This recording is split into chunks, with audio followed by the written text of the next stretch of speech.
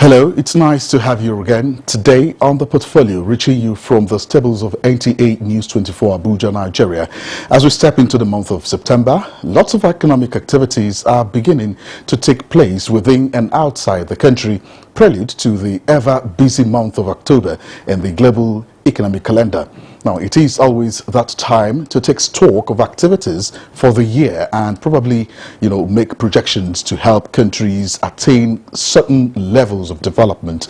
It's against that backdrop that the portfolio today will focus on the 28th World Economic Forum on Africa, which focuses on inclusive growth in the fourth industrial revolution.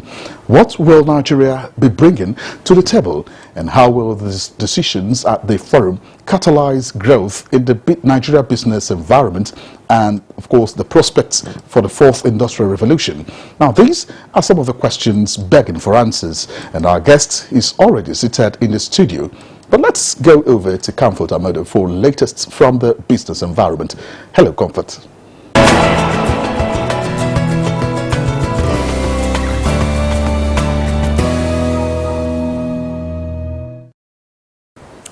Thank you, Chimobi, and welcome to the new segment of the program. The African Union Commission and the Economic Commission for Africa have been challenged by governments in the region to develop a digital trade and digital economy development strategy by February 2020. This was at the launch of a roadmap to sustainable development by Africa e-commerce action agenda preparatory to the 28th World Economic Forum on Africa holding in Cape Town, South Africa. The forum says e-commerce has the potential to create more than 3 million new jobs in Africa by the year 2025. The 8-step action plan to realize the benefits of e-commerce for the continent includes refresh policies, expand connectivity, upgrade of logistics and enablement of e-payments, data management, growing of the tech industry, coaching of small business, as well as joining forces with Africa's political leaders, the international trade community and the development community to fully harness the power of the digital marketplace. And the group managing director of the Nigerian National Petroleum Corporation NNPC, Mele Kyari, has reaffirmed his determination to deliver on the key priority areas of reserve and production, ensuring steady supply of petroleum products and supplying adequate gas to meet the next level agenda of the federal government. He reaffirmed this at a sign-off event for the chief operating officers to formally commit to delivering the key priority areas at the NNPC Towers in Abuja. He explained that all the key performance areas and the key performance indicators were designed by in-house experts, adding that it was an indication of the abundant talents within the corporation's human resource base. He maintained that the clear goal of his management is to drive an NNPC that is transparent and accountable with performance excellence, stressing that the milestones for all the ABUS and strategic business units will be delivered within the stipulated timelines. Making sure that we have clear goals and targets, we have sense of timeline, and also to confirm that all of us together will work to deliver on this. And that's the news for now. Portfolio continues with Chimobi and Comfort Amodu. Enjoy the rest of the program.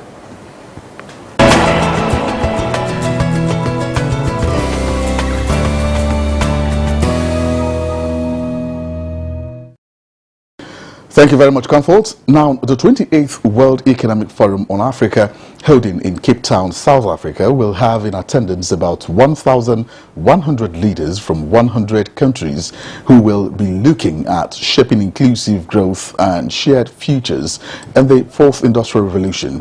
Also high on the agenda are government policies and responsibilities, responsible business practices to provide a foundation for a more inclusive society. While globalization has driven economic growth, it is criticized for leading to unacceptable levels of income inequality. tackling corruption, universal healthcare provision, and protection of workers in the global economy all have a role to play in building more equitable societies. And I have with me an economic analyst who will be sharing opinion with us on some of the questions to be raised by the forum. Mr. Princewell Eziokwu, many thanks for joining us today again on the portfolio. Thank you for inviting me once again. All right, so Nigeria, being part of the over 100 participating countries expected to be part of the World Economic Forum, for this year, what areas do we expect to focus our presentation at the meeting? Okay, thank you once again for this opportunity. Nigeria, together with other, like you rightly said, this year presents yet another opportunity for us to open a new page as a country. It's important that we as a country, we're able to itemize our needs. We're able to also plan, strategically position ourselves to be able to adopt and adapt in the changing world. First and foremost, the concentration this year is on the fourth industrial revolution. We are looking at period of Internet of Things. We are looking at using robotics to do some of the things that before now human beings do. We are looking at trying to use ICT and data to drive decision making. These are pertinent areas that as a country we cannot afford to be left behind. First and foremost, data, use of data, which is one of the key components of fourth industrial revolution, because you must have data for you to be able to plan. As a country, we are not really there yet. We need to improve on our data. First and foremost, the way we harness data, the way we protect and manage those data, and the way we apply those data in decision making. In short, this period, this economic forum, this particular forum, I think actually came at the right time. This is a period of transition between the subnational states in the country. So it presents yet another opportunity, like I said, to the country.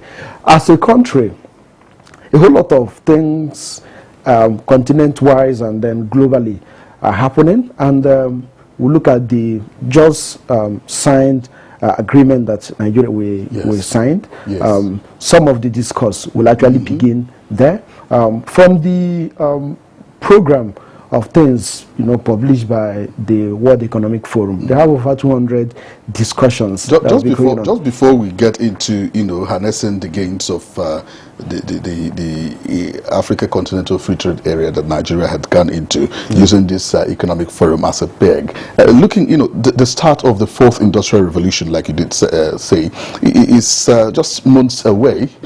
We expect it to start by next year, and nations have begun to take advantage of working and gravitating towards harnessing the gains of the fourth industrial revolution. But Nigeria seems to still be a little behind the schedule. Okay, to me, I don't really, agree with that timeline. Yes. There is the day you will say we are now, will now adopt fourth industrial revolution. No. The first thing is people need to understand the concept itself. People need to understand what the concept translates, the dynamics of the concept. Now, how? Because definitely, topics like this, issues like this, changes like this do not come in a day. It's a transition. It's a transition. Now, when we look at that component, that word, fourth industrial revolution, it has started since the year 2020, since the year 2000. Now, when people started using mechanizing a whole lot of production, using information technology to drive the things before now we do manually. Now, that is fourth industrial revolution. Now, but what we are looking at, people this time around, so many countries are now saying, instead of doing this, that we do this, passively. Now we want to really look at harness it. We now really want to direct it. We now really want to see how we can achieve more using this power. Of course, countries like Kenya, they have started using drones to deliver healthcare to areas that are before now inaccessible. So that is fourth industrial revolution. Yeah, but the question really is how can Nigeria, at this summit, begin to take leverage on the gains made by other countries in harnessing some of those areas that we hitherto were not able to harness? Yes, first and foremost, we need to, there is, this importance of us having some level of discourse. Some people have done it. You actually get the low-hanging fruits that they've achieved. You can use that as a baseline to do your own policy. That's one of the things this forum, aims to achieve. Trying to bring politicians, policymakers, NGOs, workers, businessmen, entrepreneurs, now bringing them together to take a policy on inclusive economic growth, trying to reduce inequality, trying to fight unemployment, using entrepreneurship as a focal point. Now, these are areas that Nigeria will look at the models other people have actually used, or the models other people have executed, and it was successful. Now, when there is always this, probability of using a successful model, when you use it, when other people use it, you look at your specific dynamics, adopt it. Now, that is the only way. We are talking of Africa leapfrogging development. That is the only way. We cannot go back and try to rediscover Spoke. Instead of that, we actually look at how Spoke was made. Now, use destructive innovation. Now, which other countries have used and it was successful. Now, adopt destructive innovation. Look at what have been done. Not really copying other people. Look at what have been done. Now use your own innovation and drive it. See how you can make it cheaper. See how you can make it more superior. Now, these are discussions that you can actually have in forums like this. Yes, of course. The forum is also focusing on improving funding for better regulatory environment for startups, especially the MSMEs in Nigeria. Nigeria is set to be doing marvelously well in this regard. But in your own opinion, what areas of improvement do we need to see, especially as the outcome of this meeting? Okay, at the African level, research has it that a young African has 13%. Probability of starting a business in his tender age. Now, that is this 13% is above the global rate.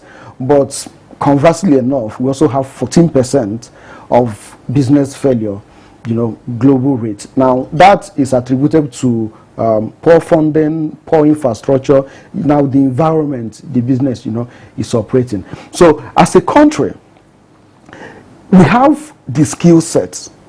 We have the passion. We have that drive, that innovation is there. But something is lacking. There is no integrated policy on ensuring that entrepreneurs actually strive. There is no integrated policy. The ease of doing business, of course, for the past 2 or 3 years now, is at least improving. Now, what is very, very harsh to young entrepreneurs. As a young entrepreneur, there are basic 10 you need. You need adequate funding. You need proper skill sets. You need government interventions. Now, some of these are there, while some are not there. Funding, for instance, we have a whole lot, the Department of CBN, Development Finance in CBN, they are doing a whole lot of intervention. They are making available a whole lot of funding. But my question is, how much of those funds that have been made available is accessible or have been accessed by entrepreneurs? Chima, is one thing actually for government to say we are giving 2 billion to entrepreneurs. And it's another thing for entrepreneurs actually having access to those 2 billion. We have the concept of angel financing, which is one major way entrepreneurs can actually fund their new ventures. Some of these are not available for a Nigerian entrepreneur. We also have the issue of inequality, policy somersault, I must use that word, where there is no consistency in government policy. This government will come, pursue this drive, another government will come. You need you need that consistency. You need that environment for people to know this is actually where we are heading to. All of us know we are in this country. What is Nigerian Vision 2030? Now, we have every day, every month, NBS is telling us how the unemployment rate is rising. The government, as an employer of labor, cannot absorb all the millions of people, coming into the labor market every year. So we need businesses. We need SMEs to actually absorb these people. Now, it's important also for us as a people to understand that for an SME to function, there must be a favorable environment, because every business have its stages. When the business is starting, there is peculiar challenges, maybe challenge of cash flow management, challenge of because people do not know your credibility, so they won't be able to give you credit facilities. Now you have to build that reputation, which takes time. Yes, that's quite true. But identifying opportunities, for green growth, such as circular economy, is also a key feature this year, vis-a-vis scaling up the e-commerce for rapid, business growth. How can Nigeria again leverage the new continental free trade agreement you were talking about earlier to drive regional integration, and better businesses for the manufacturing sector in Nigeria? Okay, I think our policy space right now is getting constrained. I use that because now we've entered into the continental African free trade agreement. Now we are shrinking our policy space. One, we need to get our power working. That is actually one of the major factors that will make the country competitive to produce. So if you are not competitive, production-wise, you will not be able to compete when you go to the 55 market in Africa. Also remember that some companies outside of African continent will actually come and site their industry here with their superior technology, with their superior funding. So it's going to be more challenging. But we have one thing that works for us, that tenacity, that innovation. Now, Nigeria represents, I think, we're over 25% of the West African hub, because Nigeria alone have about 55 ICT hub. Now, we can drive innovation because we have a youthful age, a youthful population, a population that is thinking, a population that is in their best productive stage. So we can use our people, which as far as I'm concerned, is the highest and the largest and the best resources, natural resource we have. So our ability to harness it, to look at how we can make things other people are producing cheaper, how we can make it more efficient. It's only you have to mix that production process with your skill set. Again, we need to change what we teach our children and our youths. At this point in time, there are certain topics, there are certain discussions that shouldn't actually be happening in our school environment. So our school system will have to be changed, re-engineered completely. You're really throwing up quite a lot of issues, that needs us to focus seriously on. But unfortunately, we don't have much time to dwell on them now. Yeah. But I'm sure over time we will be getting back to some of those issues. But what new partnerships, does Nigeria need to garner from this forum, to cause the needed paradigm shift in the Nigerian downstream sector? Okay, I think the major thing will actually be models that can help us expand some of the ingenuities we've seen in the country. You go on social media, you see people doing wonderful things. You see people producing generator that we run on water, and you actually see it practical. So we need somebody to cascade that discovery. We need somebody to say, okay, I'm willing to fund this enterprise. Now, with such interventions, what we really need as a country right now is funding, but strategic funding. It's not all about throwing money out there. You throw the money, it becomes a wind fund. and no, it will not get to anybody. So Okay. I think funding, strategic funding, and then integration of the ICT hub among subnationals now, and not at the federal level only. So states at this point in time should be able to integrate their ICT hub. It's not, you know, you don't just provide the ICT hub. We need to do what we call the final fifth meter, no longer the final mile.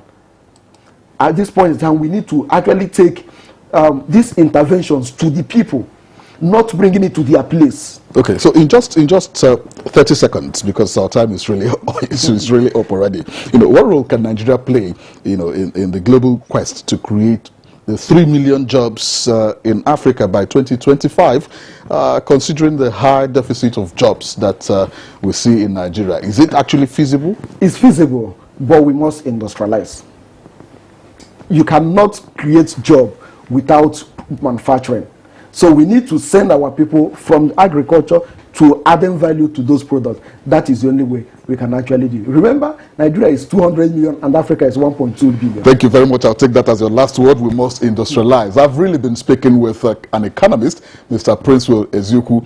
Many thanks for being part of the program. Thank you for having we do me hope that once when again. next we call you, you will oblige us to be here. Thank you.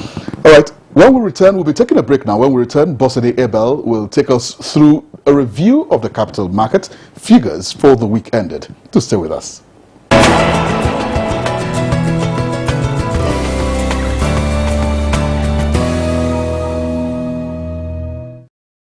Hello and welcome to the Market Review segment. The week ended 30th August 2019 recorded a negative outlook following consistent profit taking. At the close of the week, the NSE All-Share Index and market capitalization both depreciated by 0.99% to stand at 27,525.81 points and 13.3 trillion naira.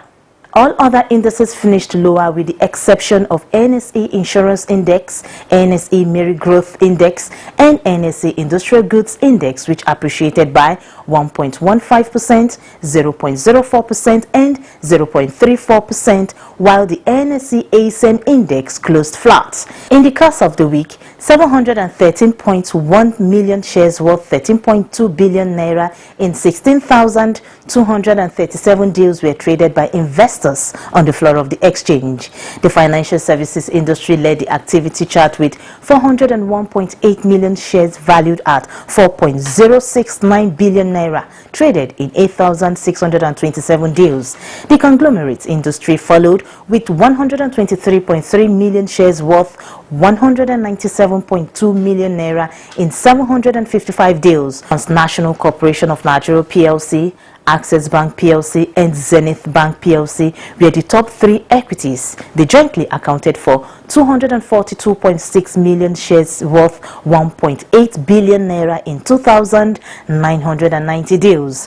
4,865 units of exchange-traded products, ETPs, valued at 76,851.65 naira were traded in 15 deals. Also, a total of 4,336 units of federal government bonds valued at 4.4 million naira were traded in 12 deals. Now on the global scene, China slightly de-escalated trade tensions as its proposed retaliation to the latest tariffs imposed by the US was put on hold.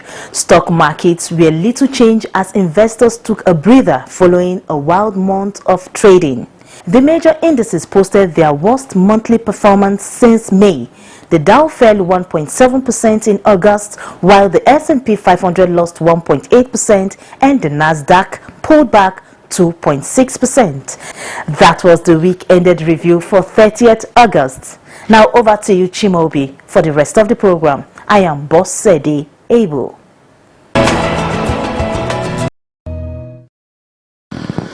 Thank you, Bosse. It's now a wrap on the portfolio for this week.